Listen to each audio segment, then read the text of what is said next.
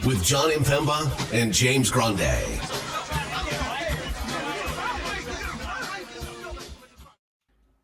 What is going on, FA Nation? Jon Impemba here with James Grande. Welcome into the Fantasy Alarm NBA DFS Playbook Show. We got 5 games coming at you on a Thursday here, James. You did the playbook today. We got quite a bit of news. Tyrese Halliburton not returning tonight for the Indiana Pacers. Pascal Siakam not making his debut for the Indiana Pacers. So they'll be without both of those key players tonight against the Sacramento Kings. We got a nice game total. We got a couple of games with double-digit point spreads. Just a lot to talk about. And it's a 7:30 roster lock here tonight. So a little bit of extra time for everybody to go build their lineups this evening, for news to come out. We do have 2 10 p.m. games on tonight's DraftKings main slate there as well. And we love all of you already in the chat with us here. Des popping in saying we're coming at you live. Albert in the chat saying what's up. If you guys have any questions or comments, feel free to throw them in the chat here tonight. And then, of course, as always, hit the like button, subscribe to the channel so you never miss a live show. We go here live every day, 5 o'clock Eastern time. Sir James, how are we doing today, man? Doing well. I mean, the Halliburton news is just the tip of the iceberg when it comes to the Pacers. They also have downgraded Andrew Nembhard today. We already know like half their team's questionable, so that's going to be a nightmare considering that's a 10 p.m. start. You're killing the man right on top of this already. Do us a favor, Nembhard. Sit out, buddy. Let's give us some TJ McConnell here today, right? Yeah, and I think that's like pretty much the maybe the story of the day, because like you cannot go into that late night window with no ability to adjust your lines, because if TJ McConnell is the only point guard potentially on this team and Ben Shepherd is the other one, like you have to be able to alter your lines. So Indiana is really the story of the slate. Mathurin was able to do one-on-one stuff yesterday at practice. Neesmith was a full practice. Toppin didn't practice at all. So if I had to guess, Mathurin and Nembhard are the biggest question marks. Neesmith seems like he's going to play. Toppin seems like he isn't going to play. But like the guard room could just be who? Right. Like literally Shepherd, Hield, and CJ McConnell. That could be the entire guard room tonight for Indiana. So, there's a lot of news to come. So you're going to have it's a 10 p.m. game, 7:30 lock. So you're going to have to stay hip to the news tonight because that Indiana news is coming out later than lock for sure. 3 teams on a back-to-back tonight. Toronto, we saw they looked really good last night. Interesting note about Toronto tonight, John. And we don't know, and I've been trying to find it. Bruce Brown is not on the injury report tonight for the Toronto Raptors. He also had Jonte Porter switch his number so that Bruce Brown can wear number 11. Right. There's reports that Bruce Brown may, or just because he's off the injury report doesn't mean he's going to play. Right. Hot commodity, obviously, the trade market right now. Right. He's obviously a hot commodity. It's not like Bruce Brown needs to go out and play in Toronto so everyone's like, oh, this is what Bruce Brown, we know what Bruce Brown can be. He can do a little bit of everything. But obviously, that muddies things up a little bit if Bruce Brown's in, especially to guys like Gary Trent, Dennis Schroeder, probably mostly it would be the extent of like who that impacts, but remains to be seen. We'll know probably before the game if in fact Bruce Brown is going to make his debut or not on the injury report. Good sign that he's going to play, but to what extent or if he is, TBD.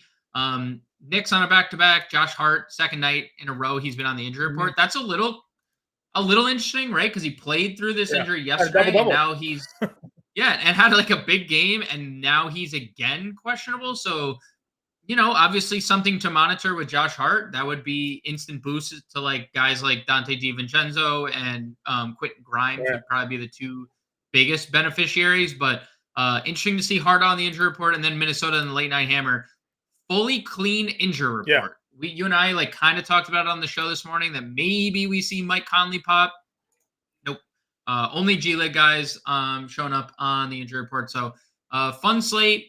A lot of news to come, though, John, because that Indiana 10 o'clock news where TJ McConnell may or may not be the best per dollar play of the slate is what matters most. Agreed. I got a lot of you guys in the chat. Love to see DePrince popping in here saying yo, Justin H as well. Comments in here about the blowouts here. DePrince saying the blowout games have been killing him. Dez saying the same thing. The games that have double-digit point spreads here tonight. Washington, New York. New York is a 12-point home favorite in this one, with a 234 game total. Minnesota is a 12.5-point home favorite. 214 game total in that one there.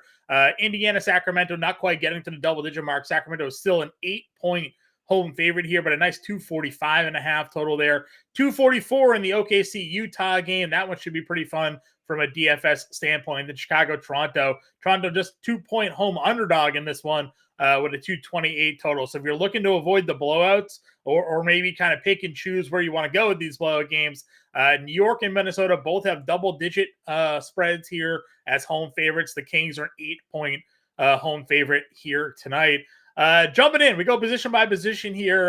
Targeting our overall spend-ups. Just two guys up in over 10K today. That is Sabonis and SGA. SGA is your top price point guard on the slate, going up against Utah. And as we just said, that game sitting there with a 244 game total. Utah, a 3.5-point home underdog in this one. And you and I have kind of talked a little bit about Utah lately.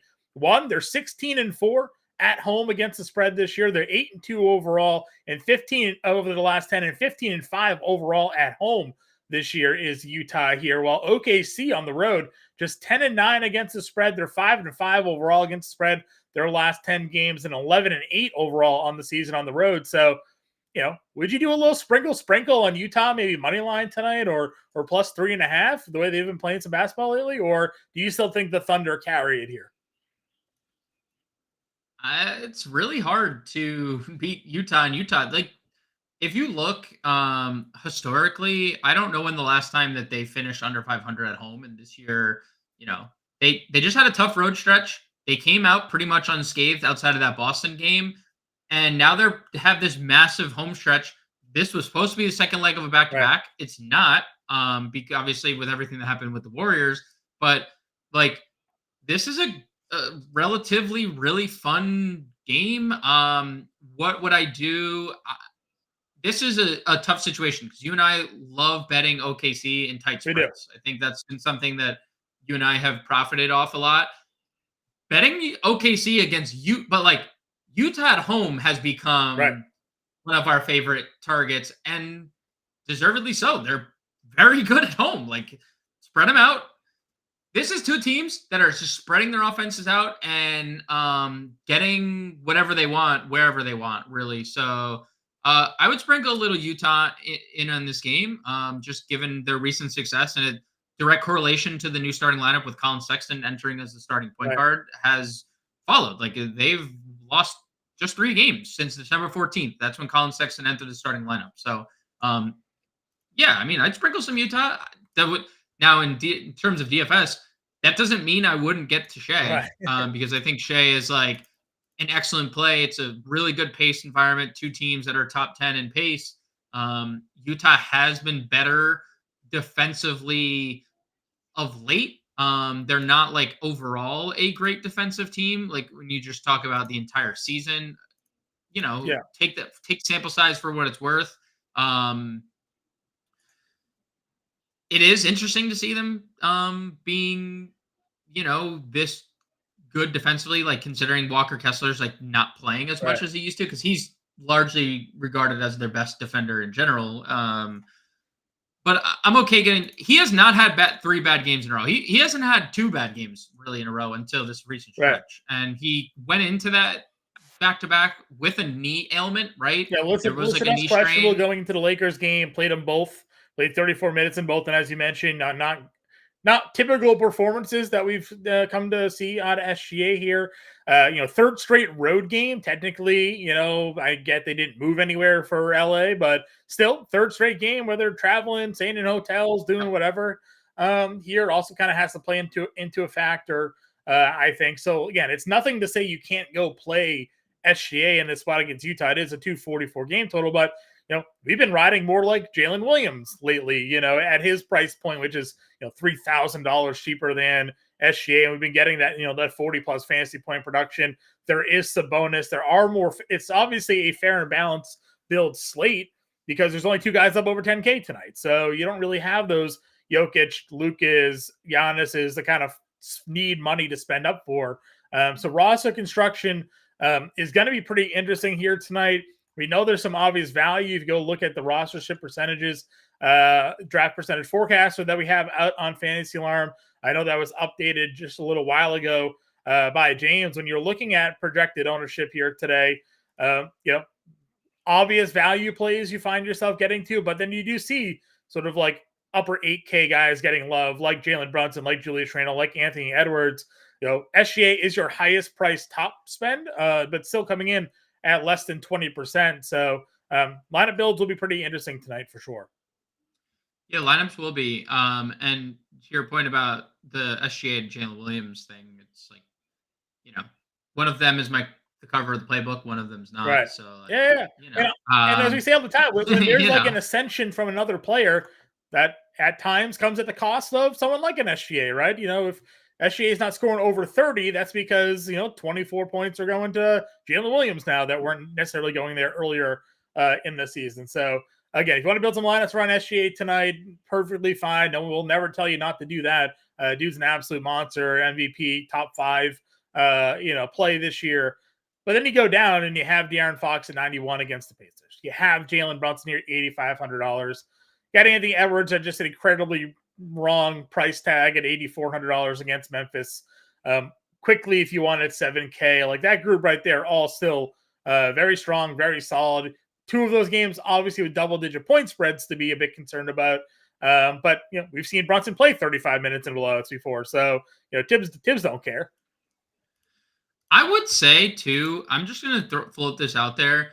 I'd be a little concerned with Indiana staying competitive if like a bunch of their guys are ruled out. Like if Mathurin can't play, Nembhard can't play. Like I like TJ McConnell, dude. He over like a 48-minute span, he's gonna get cooked by De'Aaron Fox more often than he's not. Like I know TJ McConnell's like a good defender, but he's a little guy, and he's like at times he's gonna be chasing around Malik Monk, who's like 6'5". He's good at getting steals. I don't know if he's good at getting. I don't know if he's a good defender, right? He's good at getting in passing lanes.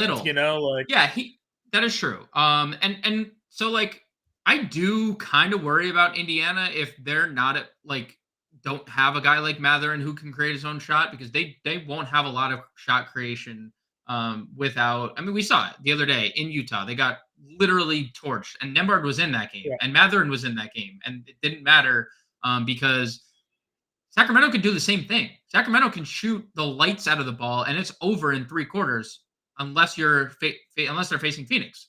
But Indiana won't have Kevin Durant, Bradley Beal, and Devin Booker to score, and Chimezie Metu to score 22 points in the final 8 minutes. So there is a slight concern for me. I'm okay getting De'Aaron Fox. He's been really good over the last 2 games. The scoring has been way up, 32-33. We're a little worried about the peripheral stats. It's hard to get peripheral stats when Malik Monk and Domantas Sabonis are just doing what they're doing on a nightly basis. But those have gone up. He's 50 shots in the last 2 games for De'Aaron Fox. Is like super hard to ignore. Top, obviously, team in pace that they're facing. Second overall in their bottom 3 defense as well. So great matchup for Fox. Jalen Brunson this year, or in the month of January, John, has averaged 15 potential assists per game. That is direct correlation to OG being brought over. Sure. I'm not saying that is like that's a lot of potential assists per game. That's the 3rd most in the NBA since the start of January.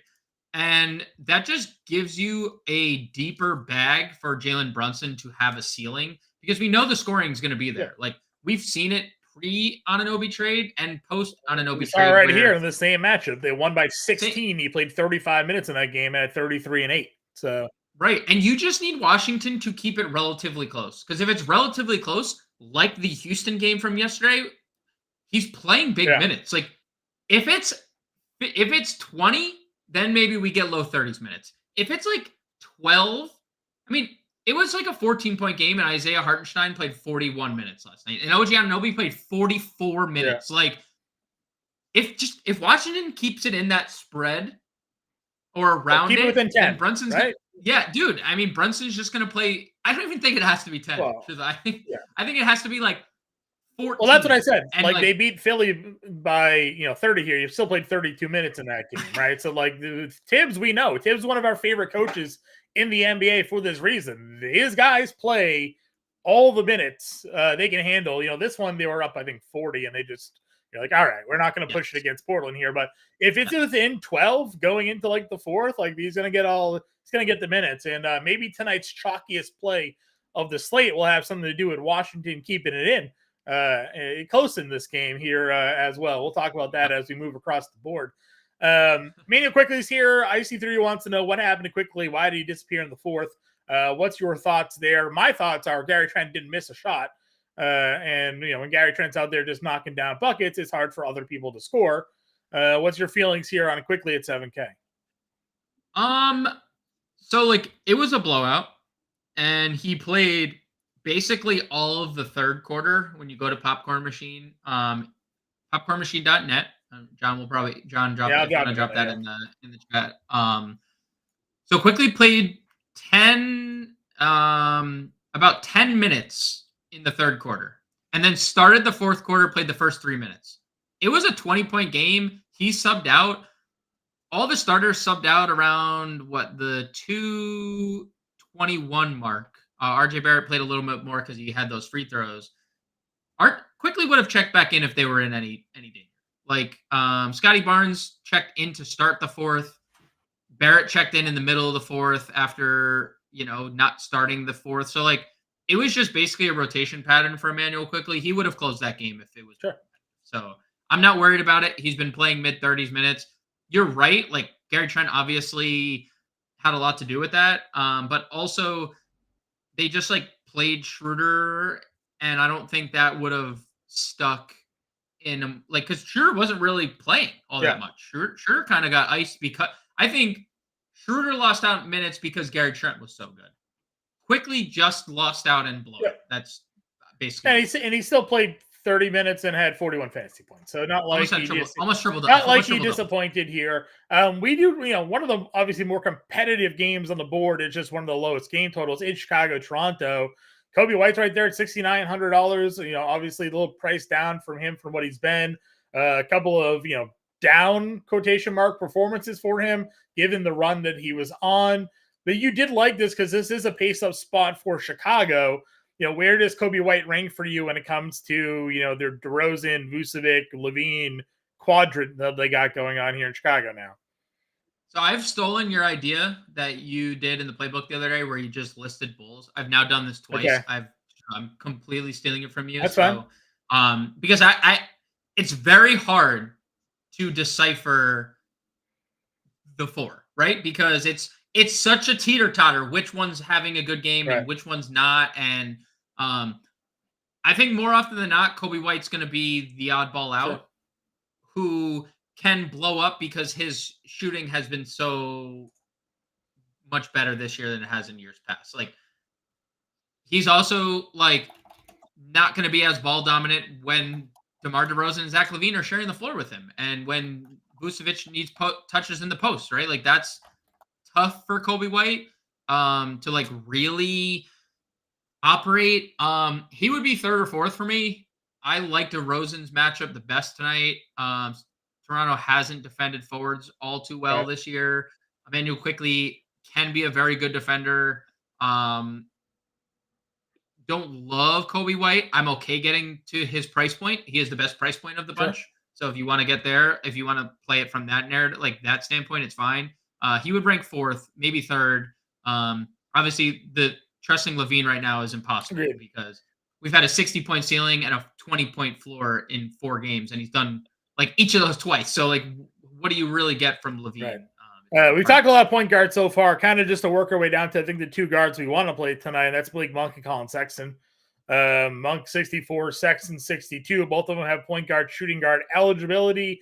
Would you rank Sexton or Monk 1-2 here? I would go Sexton 1.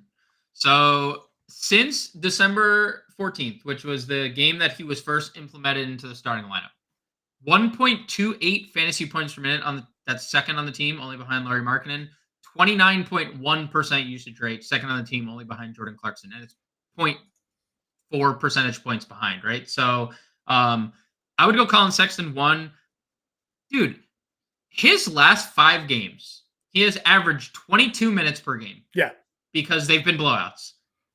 He's also averaged 35.8 fantasy points or DraftKings points per game in that span because he's an assassin. This is like Cleveland Colin Sexton all over again. Utah is just spacing the floor, letting Colin Sexton get to his spot, and then if he kicks to an open shooter, he kicks an open shooter. If he shoots his like little mid-range or to the basket, he does that too. And so I love Colin Sexton. I think the game environment is fantastic for Colin Sexton here, obviously at home, in probably the most competitive game of the slate. Hopefully, we thought that about a couple games yesterday, and that was the case. And that's kind of someone brought it up earlier about the blowouts, Des.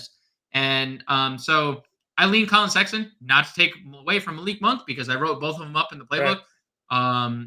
Malik Monk, dude, he's really good peripherally on nights where he doesn't shoot the ball well. And then when you get the nights where he shoots the ball well, he's going to break a slate where he has 60 fantasy point upside. I mean, he had 11 rebounds and assists last game.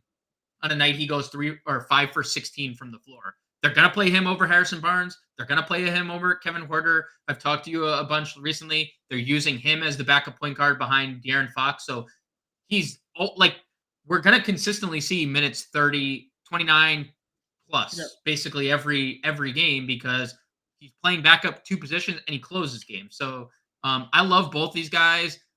The shot attempts for Monk are obviously huge, right? I mean, that's what we talk about a lot of times with guys who come in off the bench. If they're going to come in off the bench, you need them active, right? You can't have them just kind of floating around there, standing in corners, being a 3-and-D guy. Malik Monk gets on the floor to score. He gets on the floor to handle the basketball and be the offense for the second unit. And then, like you said, when he closes these games, he's out there with Fox and Sabonis. There are times where he's the one taking over the game. He's the one, he's not deferring to the other two. He's the one with the ball there. So, he's probably the better shooter overall. Fox definitely better slasher. Monk's the guy that will take those outside shots. So, both of those guys obviously plugs for lineups. Sexton expected to be in the more competitive game. Monk potentially in a blowout game here. What are your thoughts when it comes to guys below them? We talked in a shooter a little bit. There's Alex Caruso down here. Luke Kennard now has point guard eligibility. Keontae George. Like, what's your value grouping looking like at point guard tonight? I'm kind of out on Schroeder after seeing yesterday's the way he was used. I mean, like 27 minutes is fine. What's wrong with 27 minutes? It's not that it's just I think that he loses out some minutes too quickly in that game if that game's more competitive where they need to go back to quickly. Also, there is the elephant in the room about Bruce Brown that if Bruce Brown plays, like I do think that hurts Schroeder and Bruce and Gary Trent specifically because we know Scotty Barnes isn't losing out on anything. We know Quickly and RJ Barrett, their roles have been really solidified since coming over. So until we know more about what the expectation for Bruce Brown is, which I do keep trying to research, and there's not anything definitive on the Bruce Brown front other than he's wearing number 11 because Jonte Porter switched his number. Yeah. At least we'll get that first though. It's a 7:30 start time. We will. So for now, if Bruce Brown is active but doesn't play, Schroeder's fine. I don't like the price increase. I would rather it's more so I'd rather just play Gary Trent at 4,300, same eligibility, $1,400 cheaper. He's starting. He played more minutes. We know, obviously, 10 for 13, 8 for 9 is very hard to repeat. But Gary Trent has also been a really good scorer for a really long time. So I almost feel like he's the one that gets bit by Bruce Brown more than anybody else. Because he's the shooting guard, small forward swing, right? And that's what Brown can play. Yeah, but Brown could also handle the ball. So where Schroeder is handling the ball, Brown played point guard for Denver last year when games where Jamal Murray missed, right? And he's also handled the ball in Indiana, and we've seen the inability to get McConnell extra run when Bruce Brown was there because it's they're clashing. It's two guys who are not the best shooters who also handle the ball. that's kind of what Dennis Schroeder does, where Gary Trent will always have that, I can space the floor better than most guys in his back pocket. Okay. Well, obviously McConnell would be a guy in if Nembhard gets ruled out. Oh yeah. Where are you on Caruso, Kennard, George? Caruso, Kennard, George. I like Kennard. I like the usage for Kennard. As the point guard of this team the last 3 games, he started 29, 33, 32 minutes.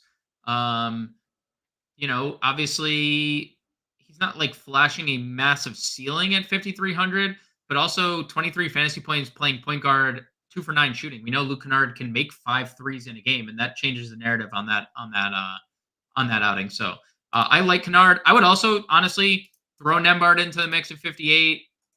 I know he's obviously been added to the injury report with a thoracic spine sprain, which is interesting that just showed up. Maybe he slept in his bed wrong or something. But I would probably include Nembhard because even in games that Halliburton's been out, like he's been clearly the 1A to the 1B, at least in terms of minutes to TJ McConnell. Sure. So if Nembhard does play, I'd be okay getting Andrew Nembhard as well. Moving on over to shooting guard here then.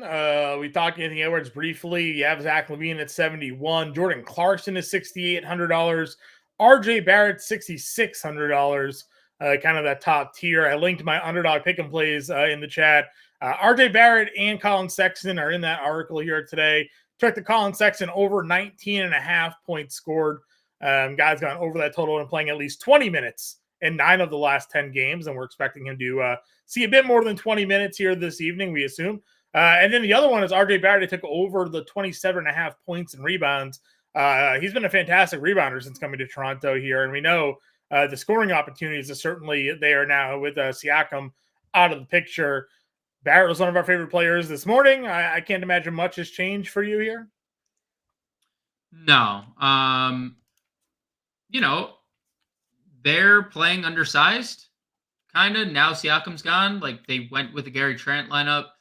They're just playing smaller, and they moved Scotty Barnes down. It's a positionless team with, like, Jonte Porter, like, clearly playing center, and then Thad comes in. But, like, even Thad, he's 6'9", right? So Thaddeus Young is your 6'9" center. I like RJ Barrett. The scoring has been elite. The usage has been elite. Fantasy points per minute, 1.2 fantasy points per minute without Siakam on the floor this year. So it's really hard not to like RJ Barrett, 6,600 shooting guard, small forward, elite eligibility. I'd honestly like him and Quickly, both shooting guard. Like, I'd rather play Barrett. Sure. It's really close with Malik Monk because I think Monk's matchup is obviously better. You could play all 3 of them. I mean, Barrett's could play all 3 of them. You could play all 3 of them if you're doing a fair and balanced build. So yeah, RJ Barrett definitely the top dog in this team. Yep. You mentioned obviously it's a pace spot for Chicago. Levine's there at $7,100. We have no qualms getting to that. Clarkson 68. We know the scoring upside that he can bring to the table. With it being a smaller slate, like the depth does sort of like fall off a bit here. Des asking, do we even trust Bruce Brown if he's active tonight? Definitely risky. The one thing with Bruce Brown, like, he has moments. Obviously, he's coming off 46 fantasy points and 40 fantasy points here with the Pacers. But there's a lot of other nights where, like, he plays minutes and just kind of floats around and not the primary focal point of a team whenever he's on that roster. So there's certainly some risk. The $5,400 price tag isn't terrible here. Was there a value or mid-range shooting guard that you kind of had an eye on here? It's not Brown. Sure. I'll tell you that. I think there's just a lot of there's too much competition for me in Toronto, which is why he does make sense for a trade candidate. And Masai Ujiri, their GM, kind of like alluded to that today, where like he said he wasn't done trading. We've already heard that Bruce Brown's rumored to, everywhere else in the league. So I'm not going to Brown. It would be Kennard, who's point guard eligible. It would be Gary Trent, who's point guard eligible. I think this is a pretty shallow position. Fortunately for us, like a lot of these guys that we talked about at point guard, you can use at shooting guard. Also, I will say Indiana's really, really nicely priced on FanDuel. If you want to play like Ben Mathurin is 5,500 if he were to suit up. I think that's like kind of crazy for his upside if like guys are out. Nembhard's 54 on FanDuel. Like Heald is 59. Like I would play any of those guys on FanDuel. DraftKings, it's harder to get to. Only other name I would possibly shout out is if Mathurin and Nembhard are ruled out, Ben Shepherd, $3,300. Yes, he played 25 minutes in a blowout. He was also in the rotation to start that game. Like he didn't start, but he was off the bench early. They traded Jordan Nwora. They traded Bruce Brown. No Halliburton, possibly no Mathurin. Like there is no reason to think Ben Shepherd wouldn't play 30 minutes in this game if Nembhard and Mathurin were ruled. Yeah, agreed. Moving on over to small forward, we do have the question if we had a lean on Vince or Sexton. Obviously, Vince Williams or Sexton. I'm guessing, is that a FanDuel question, Cam? I know Vince Williams, I think, was shooting guard eligible over on FanDuel. But we're in on some of these plays here in Memphis tonight. Williams being just $6,100 now. Coming off 2 big-time games. He's shooting more than he was earlier in the year when they had more active players. We know he's been aggressive on the board. He's filling out the stat sheet. DraftKings. So is that a util? That's a util. That's got to be a util question. That's a util question. What's your thoughts on Sexton versus Vince Williams here? It's Sexton for me. I think the usage rates have been too good for Colin Sexton to pass up on. I know the minutes are obviously more secure with Vince Williams, but and the usage rate over the last 2 games has been good for Vince Williams. The problem is he's not this efficient offensively, and he wasn't even efficient in that Knicks game. 5 for 13, 1 for 7 from 3, 8 rebounds, 8 assists.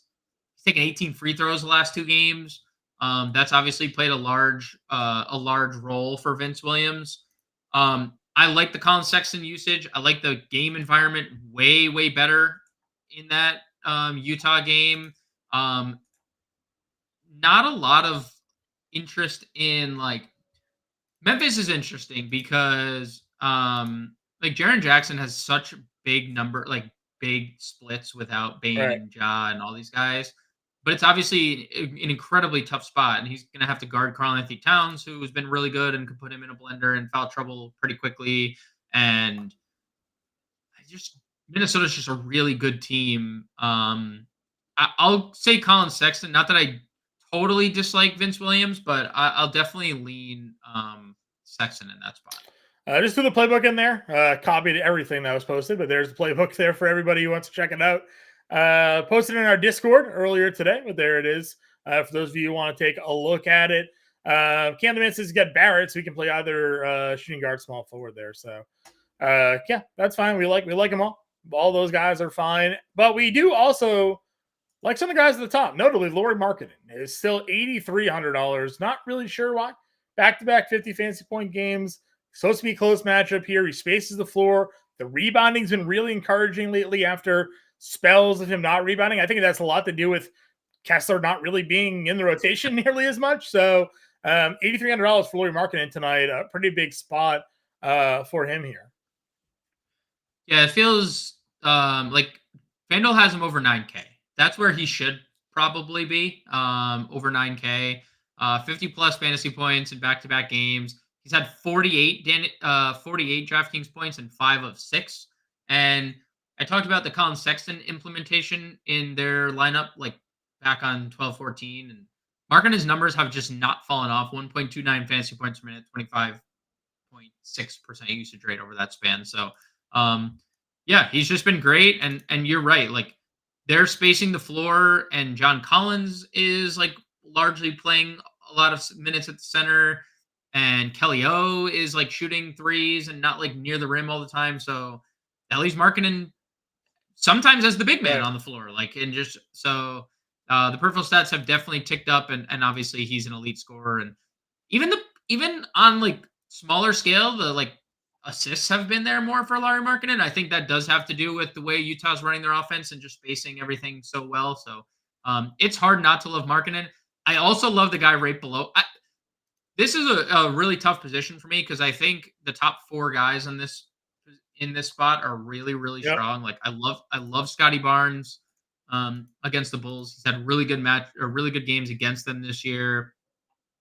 And And the price just stands out the most. $8,100 is the cheapest he's been. So for a guy that was over 9K for a lot of this season, outside of like the first week or so, cheapest he's been since November 1st at $8,100 here. So good value. And he mentioned, obviously the matchup against Chicago here.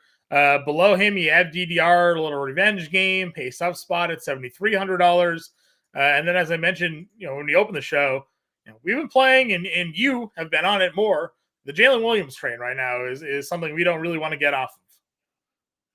Yeah, so in 7 of his last 8 games, he's had 35 plus DraftKings points. He's coming off 25 plus points in 2 straight. And then over that span of the 8 game span, he's averaged 1.25 DraftKings points per minute and has a 23% usage, which is way up from season averages. It's just like, you think about the way that defenses are going to attack OKC, all the attention is going to SGA. All the attention is going towards Chet.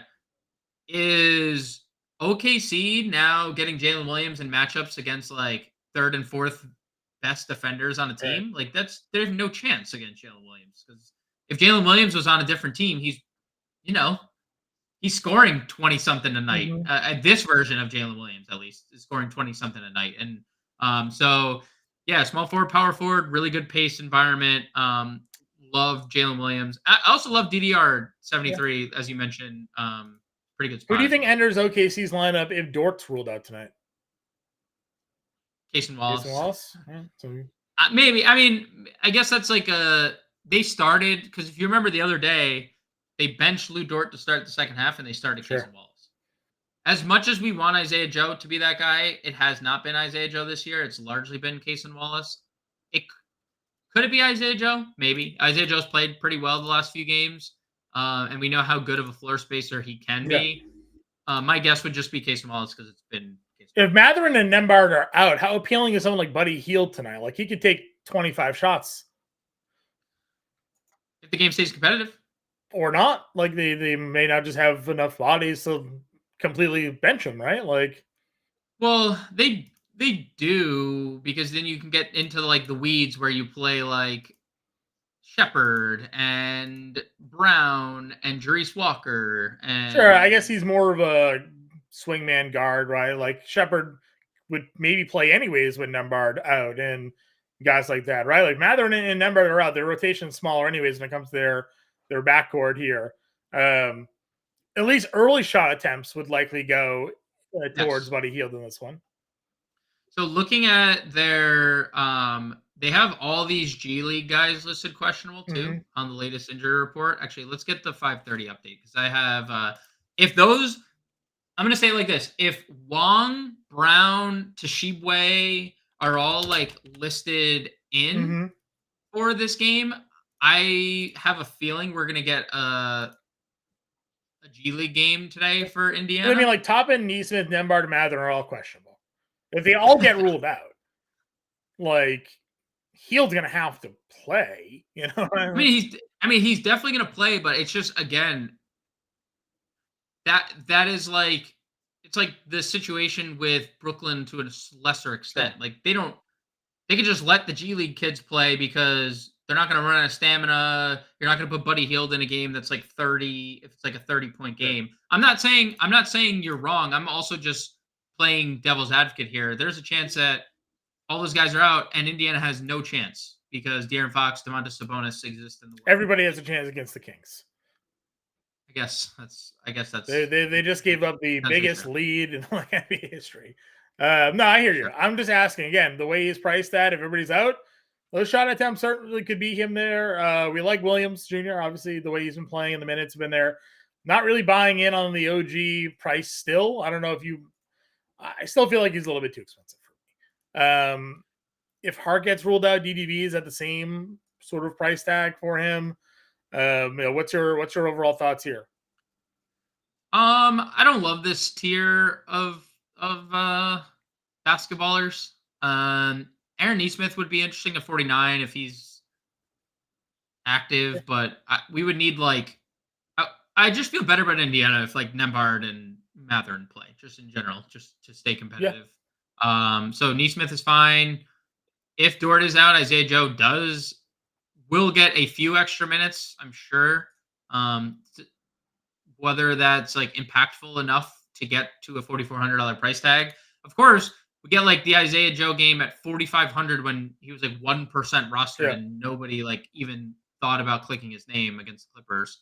Quentin Grimes would be another guy that I know you saw the report as like NBA trade rumors or something like that, saying that the Knicks are trying to package him, Fournier, and a first-round pick to improve their positioning. I'm like, well, you basically made both of those guys worthless by not playing Fournier ever, and then benching Grimes, until you made those recent moves here. So I'd be curious to see what kind of package the Knicks could get for those players, but certainly something to be on the watch for. Any other small forwards down here for you? Nothing I see. Power forward then Julius Randle, $8,800, Kuzma, 86. They're going up against one another here. Obviously, it's a smash play for Randle. If you think this game can hang, love the price, love the ceiling, giving you 50. Went for 57 in this exact matchup where they won by 16. He played 38. Pretty sure we were on him that night as well because I don't see who's stopping Julius Randle in this spot. Yeah, it's a smash spot for Randle. It's been good against them twice this year, with the second time being obviously better. 31, 8-4 last night, 34 minutes. He's like the only one who didn't get like fully extended on the Knicks last night, 34 minutes. It's kind of light for Julius Randle and the rest of the starting lineup. So yeah, as long as this game stays competitive, you should see another mid to high 30s minutes game out of Julius Randle. And that's the entire Knicks side, right? Like if the game stays competitive, Jalen Brunson and Julius Randle both can go for 50 and they can coexist and do that. But if it doesn't stay competitive and it's a Portland situation because Washington doesn't have a center that like, we'll talk about, again, like you said, we'll talk about their center room in a second. One of them are at power forward, one of them center only, but it could be really ugly for Washington really early if those centers don't hold up, because they like Daniel Gafford's good at blocking shots. They already allow the most fantasy points per game to opposing centers. So now what are they going to do when they don't have a traditional center? I'm not totally sure. Yeah, no, for sure. Towns 8K here, Triple J's at 76, as we mentioned. Crazy usage numbers, but not a great spot for him there. And then a lot of guys we've discussed already. Keegan Murray, one we haven't. You just got to worry about a blow, but it would be a great spot for him here tonight. Bruce Brown available to play. There you go. Josh Hart is out. There you go. What do you make of it? So for the Knicks, Josh Hart's absence, I assume we're going to get extended run for Quentin Grimes. I assume we're going to get extended run for Dante DiVincenzo. DiVincenzo only played 19 minutes last night with Josh Hart playing 30. Right. So immediately DiVincenzo likely sticks.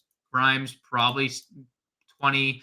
Maybe you see a little Evan Fournier. I think that's like what you see. So a little boost to DiVincenzo for sure. Definitely a little boost to Quentin Grimes. Quentin Grimes is going to get some blowout run too. Sure. If this game gets out of hand, we know he can make shots. So possibly like I'm okay getting to Quentin Grimes. DDD for me, I think, is one of the plays that I would consider going to. I wish, the price is obviously what it is. Yep. You mentioned, took the hit in minutes, but lately it's been pretty damn good. I like this spot for him against the Wizards. So I don't mind going Dante DiVincenzo here for sure. Yeah, for sure. It's like, I don't know why Tibbs doesn't find him more minutes to begin with. I know we talked about this yesterday. They love Josh Hart. Well, that's just what it is. They like Josh Hart, and he plays tight rotations and he plays the starters a lot of minutes. There's not going to be a lot of room for that. But you take that guy out of the equation, now you're getting 30 minutes. We know he likes him more than Quentin Grimes. So, well. So the run's certainly going to be there for him. Do you give any look at Denny? Do you give any look at Keegan here? John Collins, Jalen Smith at $5,400. Jordan Nwora also available to make his debut tonight. I don't think that will do too much, except take Chris Boucher's minutes probably. And Kyra Lewis also available for the Raptors. He was part of that three. He was a part of the 3-team trade. Just the giveaway to make money work. Yeah, it was to get under the luxury tax for New Yeah. Orleans. So I do. I mean, like you have to assume Brown's in the rotation. I don't know what Nwora is in this rotation. Maybe he's their backup four. Maybe he's not. Dude, the Brown piece hurts It wouldn't for. shock me if he started. I mean, listen, they started quickly and Barrett right away. First time they got him in there. So what is your starting lineup? They just take Trent out of the starting lineup? Yeah. So it's quickly Brown, Barrett, Barnes, and Jonte Porter. Sure. And then you have Trent and Schroeder coming off the bench. That could work. That was Trent and Schroeder were coming off the bench before. So Yeah. Imagine going to Gary Trent and be like, "Hey, I know you hit 8 of 9 from 3 last night, but you're back to the bench tonight." if you're trying to flip Bruce Brown, wouldn't you start him and try to give him minutes to show he's got some worth here? No, because I think Bruce Brown's already showed what he's like. Probably true. He won NBA Finals last year. He was like the 6th man. Like he doesn't have anything to show. The worry more so, I think it's like, don't get Bruce Brown hurt. Sure. That's why I was like a little uncertain if he was going to be available or not, because it's like, don't get him hurt if you want. It just obviously shows they don't have anything immediate on the table here, and they gotta play some guys here. So. Exactly. Back to power forward. Where are you doing in this 6K below range? Towns 6K and below range. Keegan Murray is definitely in play. You mentioned you give a little shout to Denny. He's tournaments. Same thing we said yesterday. John Collins, if this game stays competitive, we saw him max out at 34 minutes against the Lakers. Now he had a really, really good game, and that's like he is contending with like Walker Kessler and Kelly Olynyk for minutes. But we've seen in recent games that have been competitive, it's 24 plus. It's anywhere from 24 to 34. Obviously, a wide range of outcomes, but John Collins was just 6K last slate. Now he's 5,500. So I would give him a look in tournaments. Not a core play for me, but definitely in play for tournaments. Jalen Smith is interesting if everyone sits for Indiana. Toppin, I assume, is out. Then we get to like the value, and it's GG Jackson at 4K is obviously AK Gregory Jackson on DraftKings. He's GG cover of our live stream here today. I think there's just in any scenario that plays out tonight, GG Gregory Jackson is playing big minutes because there's obviously a very live scenario where they get blown out because they're going into Minnesota. What weird, by the way, 10 o'clock game there. Pretty weird start time. I know it's a TNT game, but like kind of weird. Why? Because it's a TV game.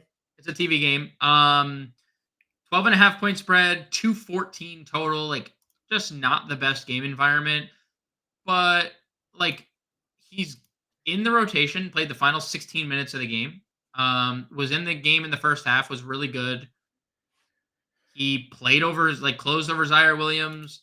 And if this game blows out, are they not going to play a second round draft pick from this year on a 2-way deal that like he's 19 years old? They're trying to develop. Like it's, so I think there's really no scenario. And you kind of saw that this morning. He was like middling ownership. And then the latest update, he's like the second highest rostered player of the slate. No surprise because people are like, oh, right. Like in pretty much every scenario, GG Jackson is going to play. Now it's all about efficiency for him, right? Sure. He's 6 for 9 and 9 for 14 from the field the last 2 games, 7 for 12 from 3. He scored 20 actual in back-to-back games. He doesn't need to be like overly efficient at 4K. John, he's over 6K on FanDuel. Yeah. He's $6,400 on FanDuel. It's a lot of money. That's I like the rebounds, like the block shots, like the steals. So he's being active, but he definitely has to hit his buckets to get you that value versus just the 20 fantasy points on DraftKings. Say Toppin, Neesmith get ruled out. Does Jerice Walker become a play for you tonight? He does because I just like. Would you rather him or GG? Say Toppin and Neesmith are out. If Toppin, Neesmith are out, and they can still go to obviously Jalen Smith, Isaiah Jackson. Like they could go to other guys in that room. I would say, fortunately for us, we know we'll have the starting lineup at the exact same time. If Jerice Walker were to start, I would prioritize Jerice Walker over almost anyone. 8th overall pick this year. Super talented kid. Probably should have started the year in the rotation. I would probably find a way to get to both because I think you want to have a lot of wiggle room on this slate to begin with because the Indiana news is so like prevalent. Obviously, that takes away from Washington, New York, or Chicago, Toronto, but you have to make a decision. Like, if you miss out on a TJ McConnell game, that sucks for you because he's going to go for 40 fantasy points if he starts by himself. And so I'd say Jarice, if those guys are out and he was starting, if he's coming off the bench, probably GG, but they're both elite plays. I'd throw one more guy out there, and that is Patrick Baldwin Jr. He has been operating as the team's backup center over the last few games, and Washington just doesn't have anybody. I mean, they've used Kyle Kuzma as a center before, but like you just cannot do that with Hartenstein, right? Like the way he's rebounding. I think he operates as the backup center again tonight. It wouldn't surprise me if him and Bagley were close in minutes. Now Bagley, there's no reason to think like Washington's just like, all right, dude, just get out there and ball. But if he's in foul trouble or if he doesn't know anything what's going on because he's only been there for 2 days or 3 days, like Baldwin, or it's a blowout, like Baldwin has upside. 20 fantasy points in 18 minutes, 17 fantasy points in 13 minutes. So I would take a look at Patrick Baldwin as like just talking about Bagley because he is the highest rostered player on the slate. He's 4K. Yeah, and he's like getting 70% rostership, I think it was. Yes, he is. So everybody and their brother is just plugging Bagley either in at center or util here tonight over on DraftKings. Expected to be available, not on the injury report. We expect him likely to start with Daniel Gafford out tonight. So we know what he's capable of doing. Just had 31 minutes here, went 10 of 12. Hartenstein, his matchup tonight, is not a terribly off. He's not a terrible player. We were crushing on Bagley back in the day when he was on the Kings. He just kept on getting hurt. Maybe some of those injuries have just taken a toll on him. But at 4K on a small slate, looking for some value. If he starts tonight, you're just gonna plug him in and move on. It feels pretty likely he starts, unless they went like Baldwin, right? Yeah, I'm okay getting to Marvin Bagley as long as he starts eating that chalk and kind of moving on. There's also obviously a scenario where he, again, like is Marvin Bagley, and despite him being a lottery pick, he hasn't found a role on a bad Kings team and didn't find a role on the worst team in the NBA, right? So I think that is also something that you have to take at face value. If you can't find a role in the Detroit Pistons, like what is your standing within the league? So there is obviously things to consider if you're like skeptical of Marvin Bagley in his first game. I mean, they just had other players there. I mean, he's a lottery pick. He's 10 years ago. I don't think it's as long. Let's see when Bagley was drafted. It feels like forever ago. 2018. So 6 years ago. Yeah, but like 5 technically because we're in like the 23 season. I'm just saying like they've used picks on Duran. They obviously acquired Wiseman, who was a top 3 pick 3 years ago, and they have Isaiah Stewart, who was a lottery pick a couple of years ago. So they just had other guys to play over him. It's just he didn't put, but he like fell out of the rotation in Sacramento too when they were bad, and then like I'm just saying like I'm not doubting Marvin Bagley, the offensive player. I'm just doubting what people think about Marvin Bagley if he's now on his 3rd team or in 5 years, and could even really play for the Pistons, and whether they had guys or not. Like the guys that were in the room, obviously, I mean, weren't really that good because they're not winning games. I mean, he got minute. Well, I mean, I don't think Jalen Duran's not good. I think there's a chemistry problem probably. Sure. But anyway, so he's 4K, he's super chalk. Sabonis is 10K. There's nobody on Indiana that's gonna slow him down the way he is going. That's one of the reasons why we're even a bit skeptical in the 8-point spread tonight. with this Indiana-Sacramento game. A lot of it just has to do, I think, in Vegas minds, Sacramento just doesn't play any defense. Yeah. Like they will let teams shoot themselves into games here if they don't. I mean, they just blitzed Phoenix the other day and they lost. They were up 40 or 30, whatever it was, in the final third quarter and a half of that game, and they lost. So there's really no lead that's safe. Maybe Indiana being down that many players will be over with, but if this game even stays remotely competitive tonight, you're going to get some big minutes out of Sabonis and likely get yourself a triple-double. Agreed. We need the game to stay competitive. We need the Indy guys to be in for it to stay competitive. Little revenge narrative as well. If you guys are into the narrative street. That's why we thought Halliburton was going to suit up, right? Like his return game come against Sacramento. So we've talked a lot of value. You can definitely get the Sabonis on your lineups here tonight. So I believe that Pacers are on a back-to-back for what that's worth. I don't know if that let's see. Front leg. They do play tomorrow. Sure. So for what it's worth, they play in Portland tomorrow. So maybe we do see a lot of these guys sit, but 8.5 point spread. These guys sit. It's just not going to be that close. Yeah, I agree. I'll be interested to see if the line moves at all. We have Sabonis here. Towns at 8K. Holmgren 78. Vucevic, we know we're in on. Our guy Iggy Gilbert took the over Gobert rebounds tonight in his betting article. So some good mid-tier center plays here this evening. Yeah, I like Vooch. 42 fantasy points per game over his last 5. He's had just one bad game during that stretch against Golden State. Everything else has been a double-double, 36 plus fantasy points. Gobert has been absolutely on a heater with everybody in the lineup. 16, 18, 17, 12, 17, 12 rebounds in the last 6 games. I can see why an over was bet there. Obviously, Minnesota just vastly undersized in the front court. Or Memphis vastly undersized. They're throwing 6'7" Xavier Tillman out there this evening. Like in 6'7" on in Air Force Ones where you get the thick the rebound prop I think was 12.5. So he took the over on that one this evening here. Again, this is more so like how long do they play? Do you like Naz Reid if this ends up being a blowout here like tonight? Like what's your take on the Minnesota front court? I mean, I always like Naz Reid in tournaments, and we know he can go on an absolute heater and break a slate.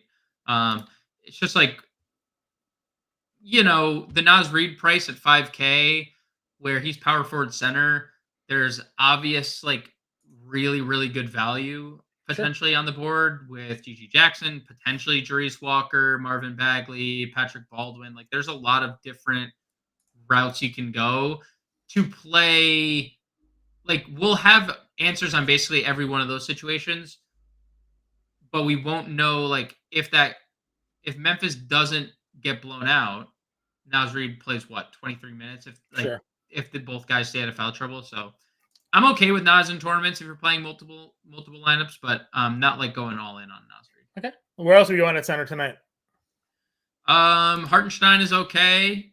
I mean, I don't love the price tag, but he continues to be really consistent basically everywhere. And if he scores the basketball, there's a high ceiling. This is a great matchup, obviously, for centers against Washington's front court, who's without Daniel Gafford. Tillman should play big minutes. Jalen Smith should play big minutes if everyone's out. And then it's just taking the value tier and running. Marvin Bagley 4K, Thaddeus Young 39. Thaddeus Young played 28 minutes last night. Yeah. Jonte Porter's been in foul trouble early each of the last 2 games that he's played, and then they've just gone to Thad. Or now could they go small and use Scotty Barnes at the 5 today? I don't know. I feel like that wouldn't make a lot of sense against Vooch, but they did it with we talked about it with Thad. He gets in the game and he's just super active, right? Yeah, rebounding, defense has been. When we joked about that a couple nights ago, we said he's going to definitely get steals, and it's got to steal an all but one game he's been since he started playing minutes. So, no, I'm with you. I'm with you in both of those spots here.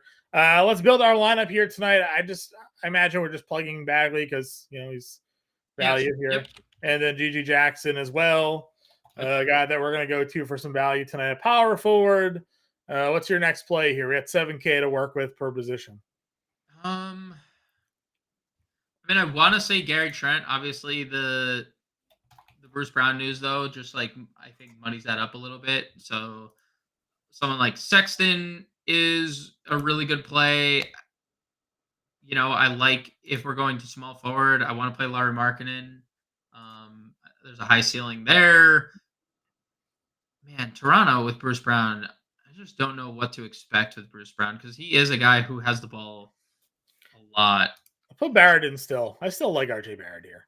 Barrett had no problem with Siakam on the floor. Can't imagine Bruce Brown as being a problem for RJ Barrett here. It's not. I'm more so just. I think again. I really think Brown's impact comes to Trent and Schroeder. That's directly where I think takes the biggest hit.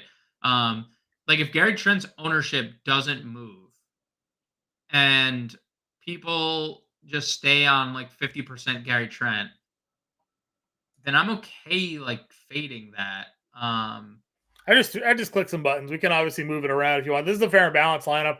Doesn't have Sabonis or SGA in it.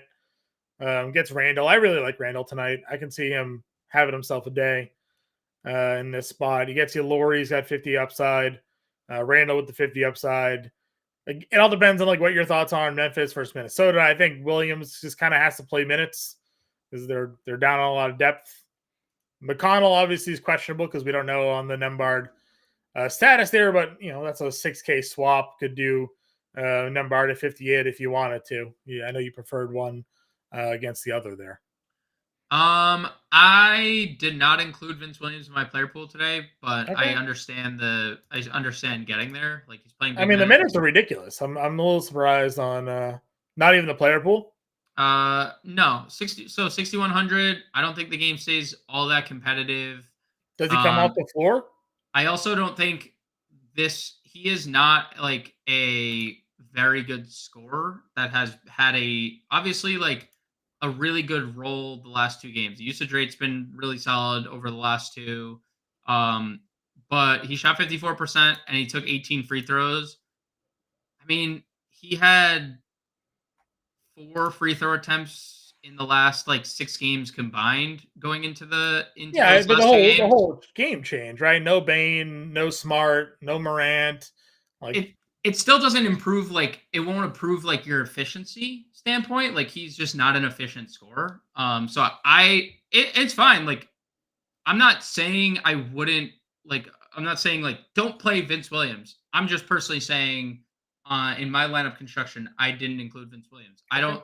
The defensive matchup that he has is obviously not fun. Sure. Pace of this game is not really fun. And I don't think he's a 54% shooter when he shot 40% or less this year. I like that he's getting better. Right. 42% over his last 5 games. But he's also my only counter to that is his prior role was to stand in the corner and shoot threes.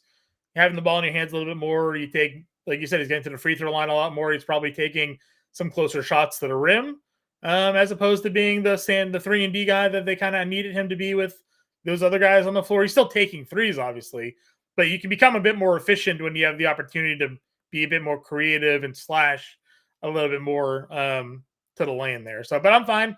Zach LaVine was the other guy we talked about. Do you like LaVine there? Did you like DDR more? Where would you go with the Bulls here tonight? I like DDR more. Okay, DDR, that works for me. DeRozan 73, and then we got a guard at 48. Gotta move switch DeRozan with I think you could put him at power forward because he's in the early game. Switch him with GG. Okay. DeRozan, Jackson. We got a 48 guard. Obviously we can move this around if we had to, but Keontae George, Isaiah Joe, Gary Trent, but you're iffy on Trent now, obviously. With that spot. F, man. Keontae or Trent would probably be the 2 guys at this price tier I'd get to. Okay. I mean, we can also move off with somebody else down here. Is there anybody in the lineup now that you'd move away from? No, we could stay like this. Okay. The George thing really hurts. The Brown thing hurts me with Gary Trent. I think he ends up being the one that gets gets clipped there. So we'll run Keontae George against OKC here. Colin Sexton, RJ Barrett, Lauri Markkanen, DeMar DeRozan, Marvin Bagley, Keontae George, Julius Randle, and GG Jackson there. For example, lineup for tonight. But again, 7:30 roster locks. You get about an hour and a half. Grande's in the Discord will give any updates that need to be done throughout the night and evening here. We'll be back tomorrow. Good luck in all your lineup builds tonight here, and we'll catch you guys later.